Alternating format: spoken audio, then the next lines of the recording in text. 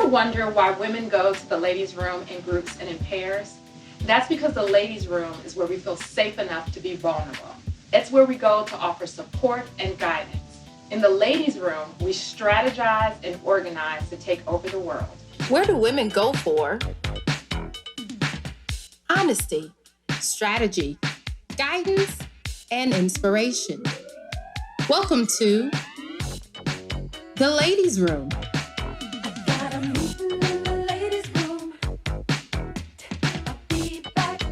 Hosted by Roxann Smithers. I'm Roxann Smithers, and I want to welcome you to the Ladies' Room.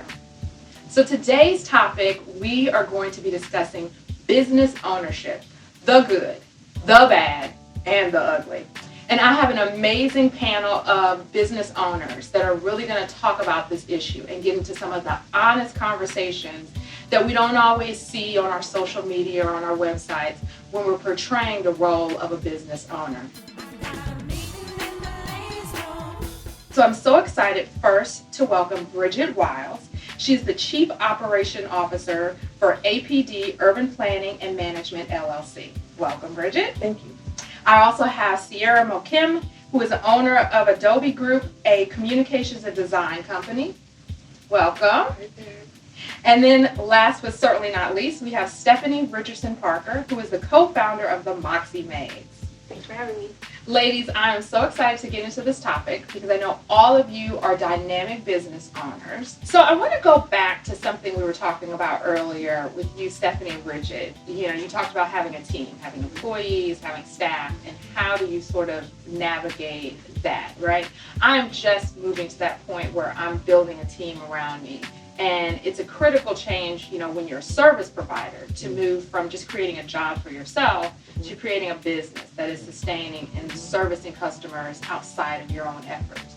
But when you've got a larger operation like you guys have, that's, you know, part of the process all along. So I want to talk to you guys a little bit about your philosophy as a boss, right? So that's the other piece of it, right? You may not want to be an employee, but you have employees or independent contractors that are part of your team. So of your 12, what's sort of your philosophy in terms of a boss? I give them a lot of freedom. I Okay. manage a bunch of millennials. Okay. I'm just saying. You know, we have lots of generational talks because Right, okay. they don't necessarily see things the same way that I or even my dad. So we're talking about three Generations, right? Yeah. Great example. He called me and he said, you know what, everybody is wearing tennis shoes in the office. I said, well, dude, we came back from COVID. I gave in because, you know, for him, we have to come to work dressed up with the suit on. He's old school. He's old school, right? Yes. Okay, and so he said, they're like, no, we're not doing that. Not even me. I'm not even a millennial. Right. and he said, and so I said, well, I gave in as COVID, you know, I said, no one's wearing holy jeans. You said, no holy jeans. They're not wearing holy jeans. They're not wearing t-shirts. He said, well, that's true. The next day he comes in with a suit on. I said, what are you doing? He said, I'm trying to set an example. Right? Mm-hmm. But no one bought into it. They just said, oh, Mr. Wiles, you look great. Right. They're like, where are you going? We got a meeting today. Where are you going? We got guests. Right. You didn't tell us to dress up. Right. So things like that, I've learned to be a little more flexible because it's a different generation. Yes. You know, they want to work remote. I'm like, no, I'm not working remote. You need to be right here in this office where I can see you. You had a renovation. I moved my office down. Here's glass. Now I can look out and see everything. But we have a nice workflow. And when I look for people, I look to see if their personality is going to match with, first of all, the way we work. Okay. Right? Because you can't come in here quiet quitting. Right? The quiet quitting, you can't come in. That's not going to work for us. Because if I need you at 7 o'clock and you've been here since 7, I'm going to need you and I'm going to ask you because we need to get the work done. So I look for people who have a passion about the type of work that we do. They have to, and if you don't, then it's not going to work. If you don't really, if you're not flexible, if you're not, you can't adjust easy to change because it can change on a dime. It's the client, whatever the client says. We're a consulting company, so we have to be a little flexible. And if you don't have that type of makeup, you're not going to last. And so I look for folks that can work like that. I have a great team. I trust them for the most part. But they have to learn how to make mistakes too. As long as the office isn't on fire and no one's dead, we'll be okay. Right. It's something that we can fix. Lawsuits? It's fine. Lawsuits. Yeah, well, that's enough. Okay. You don't have to answer that. Right. No, I was no on fire. Okay, We're not gonna get sued. There you go. We're good. And All I right. give them that flexibility to be able to, if they have a great idea, just hey, you know what? I was thinking about, can we do blah blah blah? Show me how it works, and let's test it out. Let's see. Okay. So I try to have that kind of flexibility. Offer great benefits. We get a lot of vacation days. Okay. We get lots of. I just gave them more personal days as a concession to this remote working thing. I just don't know where they do that. You get 15 paid vacation days, 5 sick days, and then 12 personal days, plus the paid holidays. Right. I want y'all to stay. Yeah. Right. I mean, I think that's a key is seeing both sides of it and understanding if you're getting good people, for providing good benefits in an environment where they feel vested as well. And thinking about the things that would have triggered you as an employee. But finding the balance, because you're the boss, you got to watch the margins, you're looking at all these things, but taking all that stuff into consideration. So I'm sure that comes up. You're trying to manage, you remember what it was like being an employee and what it felt like, but you're on the other side now. You're watching the numbers, you're in Excel. We should get a sponsorship. I know. For real. I think so. We got to work on that. Yeah. The ladies room brought to you by Microsoft. I'm putting it out there in the atmosphere. Similar to her. So it's like I knew what I didn't like in corporate America. So I tried to be the exact opposite, but you learn like, okay, I see why your job had processes and procedures and all those things.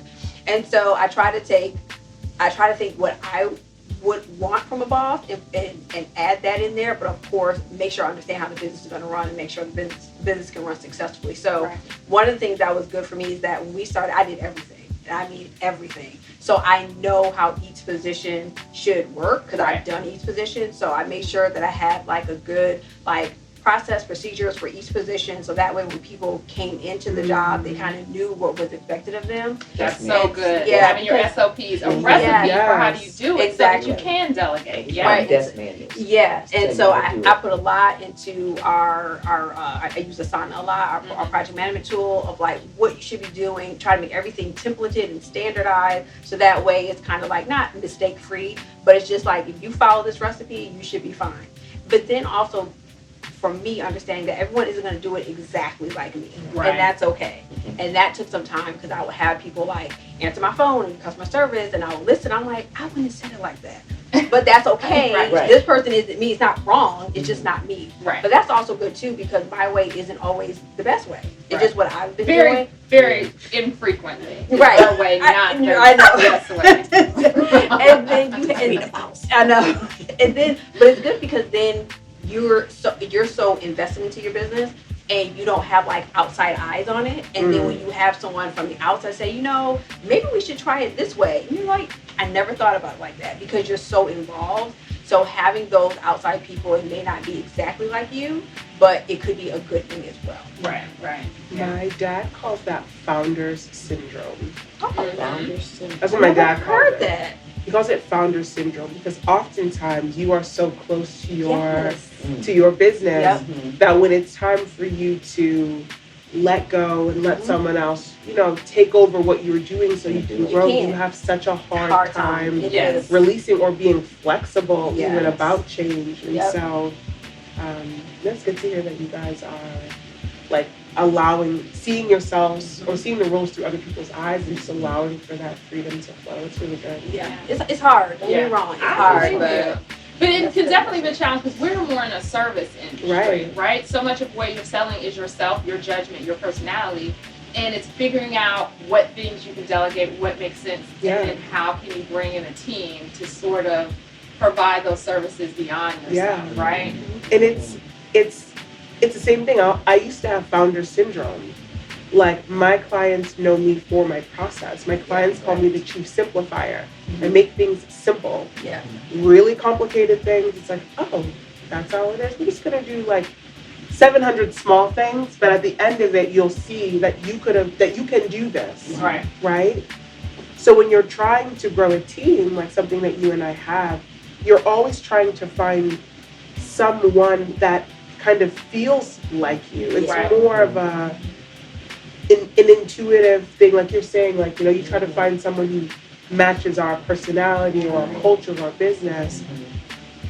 In our case, people have their own firm or their own agencies, but you're like, is the process and the level of excellence, is it something that I would accept? Right. Because even though my client may not know any better, I do. Right. Yep. I know, because I've done all of these things Yeah. before. Right. And so it's really an emotional process, which is why I think founder syndrome is so real. It's very real. It's so And real. it can be a bottleneck. You become the bottleneck in your business, Yep. and it limits your growth. It also then it limits the value of your business, Yes. right? Particularly when you're a service, if you're doing everything, you just create a job for yourself. Yep. And if you don't build a bit of a team, you don't create an asset. You don't create wealth. You don't create a business. You just created Right. income. Right. You haven't created wealth. Just Right. when you've got people under you and you can go on vacation or do something else, and the things are business still still happening. Still run. Things are getting done, revenue's being generated, and you're not there, that's when you have an asset that you Yeah. created for Yeah. yourself. Yeah. And And I'm sorry. Go ahead. ahead. Oh, I was gonna say I purposely started doing this probably like a year ago. Purposely started to not involving myself because I'm like, this thing has to run without me. Yes. I can't be the day to day. If Stephanie isn't there, this ship sinks. Right. Like, people have to start figuring things out without me. I have to Yeah. give them the right tools and the right process and procedure to figure things out. Yeah. Even if it may not be 100% correct, because even with me, I'm not 100% correct, but you have to everyone around you has to be empowered to make decisions, so that way if something comes up, a family emergency, or if you want to take that vacation, a girls trip, you should be able to do that, because that's when you really have a business. Yeah, exactly. Yeah. And you have to remember that you learn to run your business trial and error. Yep. Right? And you smooth the way, but there's going to be that. So you put some guardrails in so there's room. Yep. You say you're going to have a 2-week turnaround. You give them a week so that if it's jacked up, Right. you got a week to fix it. Right. And if it's right, then you can get it to the client a week early, Yeah. and then everyone looks great. Right. But it's thinking smarter in those strategies as well. Exactly. Yeah. And automating your business Yes. in any and every way that you can. Yes. Yep. That's it. Automate your business. Yes. And get life insurance. Yes. Yes. Automate your business, Yes. get you life insurance, get you a 401k. Yep. But those are the things that as I'm growing and learning more, I'm like, those are the key things. Because then it makes even your job, you have a team, but it makes your job so much easier. Exactly. Because now you can pump out your contracts, your proposals, then the client. Or even like the client is actually hitting all the triggers. Okay, well, when you fill out that form, this is going to be sent to you. And then you're just sitting there like, all right, bet. Exactly. Yeah. And income protection, Yep. disability insurance, all of that. all of it.